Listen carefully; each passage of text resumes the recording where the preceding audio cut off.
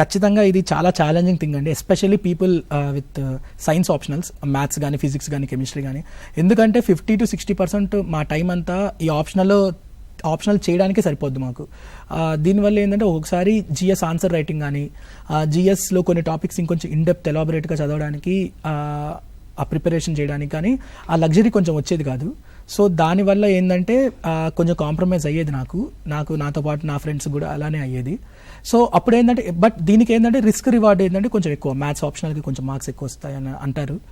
So but నేను చేసేది ఏంటంటే రోజుకి 10 hours అట్లీస్ట్ కన్సిస్టెంట్గా చేసేవాడిని, 8 to 10 hours మినిమం చేసేవాడిని. ఎగ్జామ్ దగ్గరికి వచ్చరికి 12 to 14 hours కూడా వెళ్ళాను నేను లాస్ట్ 2-3 weeksలో.